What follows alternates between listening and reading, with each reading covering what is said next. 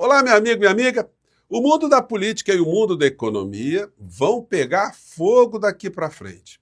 E os primeiros sinais já começam a ser lançados por alguns veículos de comunicação impressos aqui no Brasil, logo após esse 1º de maio, em que algumas ideias começam a ganhar mais força, a ganhar mais tração, inclusive com o endossamento e adesão, o engajamento inicial ainda, do presidente da República. Me refiro ao fim da jornada 6x1.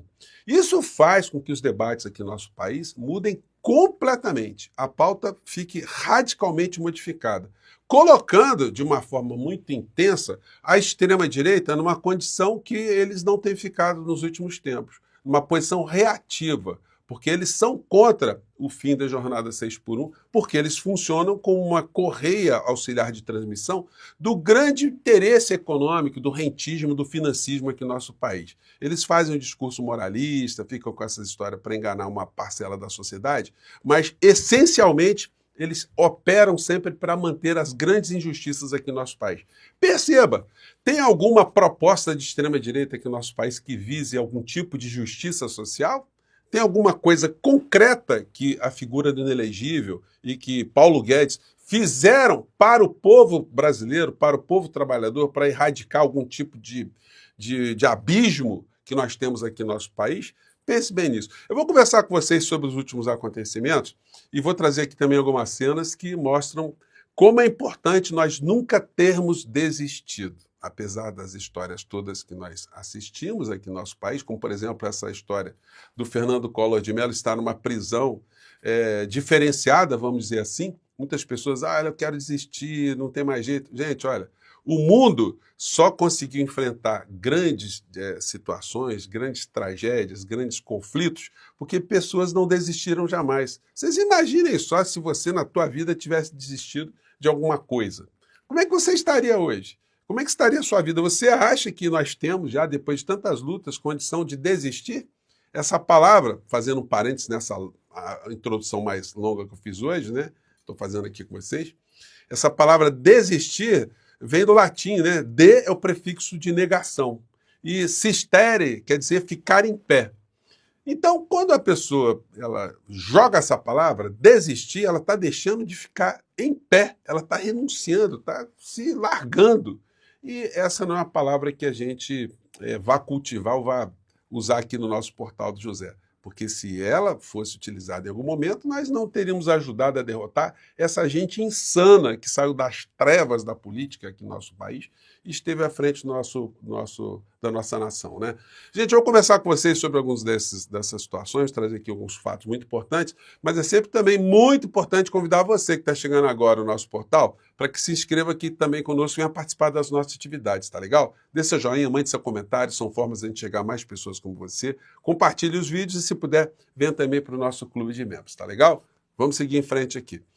Gente, olha, se você às vezes acha que as coisas estão meio complicadas, se você olhar pela perspectiva da extrema-direita, eles estão absolutamente perdidos, eles não sabem o que fazem, o que fazer. A única missão deles é tentar destruir o governo atual e tentar salvar da cadeia todas aquelas figuras que estão implicadas agora.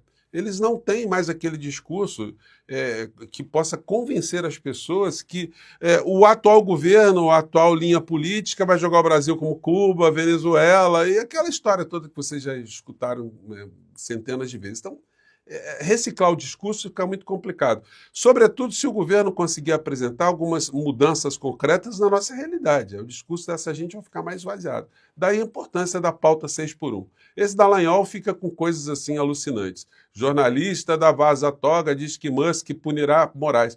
Ele ainda está acreditando que vai ter gente lá de fora que vai vir aqui criar algum problema para o ministro Alexandre de Moraes. Então, vamos ficar nessa, né? Essa outra aqui, o escândalo e outro escândalo, falando lá da questão do INSS. Isso é uma coisa que reforça tudo aquilo que a gente sempre tem falado aqui no nosso portal. O governo tem ficado sempre em posições reativas. A extrema-direita, os grandes veículos de comunicação lançam algumas questões e o governo tem que ficar se explicando. E todo mundo que fica tentando se explicar de algum fato sempre fica com uma rusga para trás. Esperem só o que acontecerá nas próximas pesquisas de avaliação do governo Lula e do desempenho dele pessoal. Certamente terá um baque essa coisa do INSS, porque sendo uma ação do governo, mas não sendo bem comunicada, o problema acabou caindo no colo do governo como um problema de corrupção, um problema de malversação, enfim, de descuido da administração no governo Lula. E aí sempre vai ter algum tipo de resvalo. Não resvala muito mais em cima do Bolsonaro, porque, como nós sabemos, a criatura já tem uma seita tão consolidada ao seu redor que, mesmo que ele seja flagrado ali numa imagem praticando um crime, as pessoas ainda vão continuar achando que não foi, aquilo não aconteceu. Bom, e o Munducão continua, estão completamente perdidos, gente. Isso é uma coisa que a gente não deve perder de vista. O senhor Silas, o pastor do Munducão, ele o tempo todo ele fica estressando também a parlamentares para que a gente fique nesse lodaçal do Munducão e não consigamos enxergar situações concretas para discutirmos aqui no Brasil. Queria ver ele falando da jornada 6x1. Seria muito interessante. Aliás, eu acho que ele vai se posicionar contra o fim da jornada 6x1, porque ele é da extrema-direita. Eles vão jogar um monte de argumentos, vão dizer que o trabalhador ficar em casa é muito ruim, o trabalhador quer trabalhar, o trabalhador quer ficar trabalhando 7 dias por semana, porque trabalhando direto ele vai ganhar muito dinheiro e acaba dando dinheirinho também para alguns inescrupulosos, né? Se é que você me entende. Então vamos ver o que a criatura está falando? Vamos lá. Um absurdo. O ministro Flávio Dino dá 48 horas para o deputado Sóstenes se explicar. Não está brincando. Isso é um absurdo. O deputado Sóstenes Cavalcante, que é macho e sabe seus direitos e deveres, ele diz, está na imprensa. Eu não devo respostas de satisfação sobre isso. Senhor Silas, os deputados, eles não têm imunidade para praticar crimes. Se o deputado está dizendo que vai fazer uma extorsão contra os deputados, grampeando o orçamento, se eles não votarem por uma proposta infame para anistiar criminosos, isso é uma coisa que ele tem que se explicar sim, senhor Silas. Então, olha, muita calma nessa hora, tá? Vocês aí estão numa linha aí complicada e está levando só gente para a cadeia, tá? Vamos falar aqui de pautas importantes, né, gente? Eu mostrei aqui para vocês, todo mundo viu, que o presidente da República ele começou a jogar esse discurso de adesão ao fim da pauta 6x1. O que nós falamos aqui no nosso portal? Que a pancadaria vai começar. E ela apenas está se desenhando nesse momento, apenas um pequeno lampejo. O editorial de hoje, dia 2 de maio, do Estadão, tem o seguinte título: Lula não tem o que dizer aos trabalhadores. Incapaz de falar o idioma dos trabalhadores do século XXI, ex-líder sindical se ausentou do 1º de maio nas ruas e preferiu fazer propaganda demagógica de seu governo na TV. Só que é o seguinte, eles estão fazendo aqui uma série de críticas, mas o que fez com que eles começassem a abrir a caixa de ferramentas foi esse parágrafo aqui. Sem ter o que dizer, o presidente concentrou-se então na agenda palaciana, com sindicalistas, e no pronunciamento na noite de quarta-feira em rede nacional de rádio e TV. Recorreu ao clássico lulopetista, a demagogia. Defendeu a redução da jornada de trabalho sem redução de salário. O fim da jornada 6x1. Ignorando já a baixíssima produtividade no Brasil. Quer dizer, o Brasil, os trabalhadores, eles são muito vagabundos, né? Eles produzem pouco, né? Tem que produzir mais. Botar o trabalhador tem que dar chibatada, né, Estadão?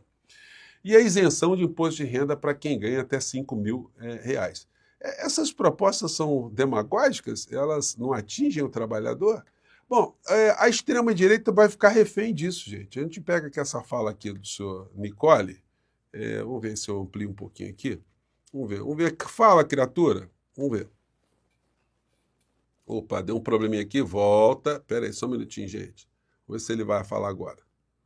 Eu não sou a favor da escala 6x1, mas não é ser a favor ou ser contra, é o seguinte, eu sou a favor da escala você negociar com o cara. Nego sai daqui e vai para os Estados Unidos para trabalhar a escala 7x7. Por quê? Então, ele é a favor de se voltar à barbárie. a legislação não serve para mais nada. Agora é a relação direta do empregado com o contratante. Então, vocês imaginem o trabalhador da construção civil chegar lá para o empreiteiro e falar, olha só, eu só trabalho 5 dias por semana, tá legal? E olha, eu quero uma boa alimentação também, tá?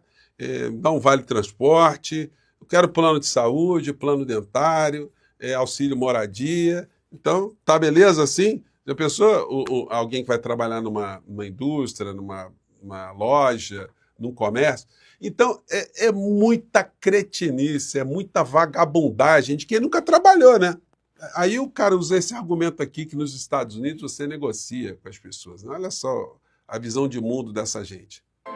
Porque lá ele vê o dinheiro dele voltando, pô. Aqui eu vou trabalhar que nem um condenado, lavar a privada, não sei o que, mas eu vou ter dinheiro pra poder comprar um carro pra mim. Aqui no Brasil, carro normal é 70 conto, amigo. O carro popular do Brasil virou 70 mil reais. Os empreendedores aqui no nosso país, sou a favor da escala, você negociar com o cara. Nego sai daqui. Então legal, né, Nicolas? É só botar o trabalhador pra trabalhar 7 dias por semana, 10 horas por dia, 12 horas por dia, né? Ele vai ter tudo que ele quiser, né? O modelo que vocês querem é um modelo muito eficiente, né? Para quem é o dono do negócio, para quem contrata o trabalhador, para quem escraviza o trabalhador. Então, gente, essa é uma pauta aí que vai mexer muito com o Brasil, porque, como eu disse a vocês, não mexe com o orçamento. É apenas, entre aspas, uma bandeira política, né? E nós não vamos desistir. Estamos avançando, gente. Nós estamos indo. Bom, vamos falar aqui de um outro assunto que eu nunca toquei aqui no nosso papo, que é a figura de uma criatura que eu não conhecia, mas de repente todo mundo já sabe quem é. É um menino, né? A gente não pode dizer que ele não seja, que é a expressão de deformações que acontecem num país onde tanta gente busca explicações para seus problemas na religião. As pessoas já não conseguem enxergar soluções de seus problemas no mundo concreto, né? E aí surgem vigaristas. E agora, o pior não é chamar uma criança, um adolescente de vigarista, é um negócio muito pesado, porque o problema é antecedente, o problema são os pais de uma criatura como essa.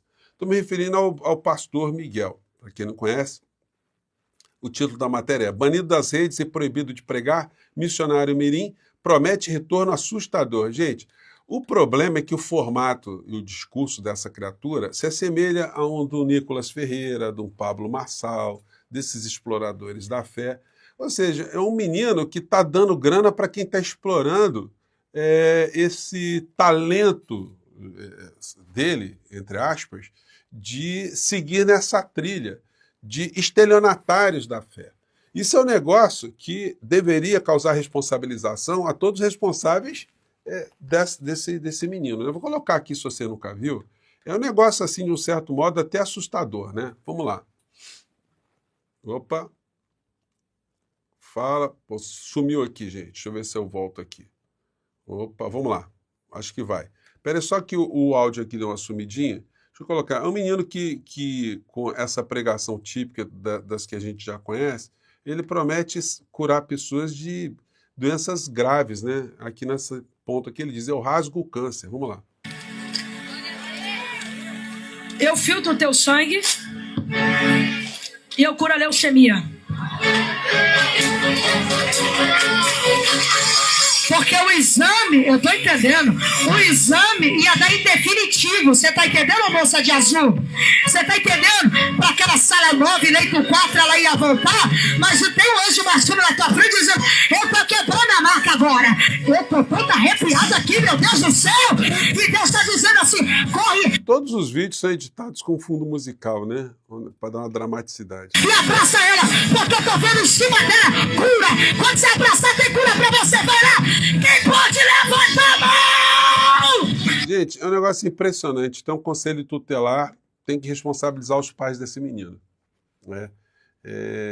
Ele ainda possivelmente tem cura, mas quem explora essas criaturas assim, aí é complicado, né? Gente, mande seu comentário aqui para o nosso portal, né? Aqui nós não desistimos nunca, tá bom? Um grande abraço, tchau.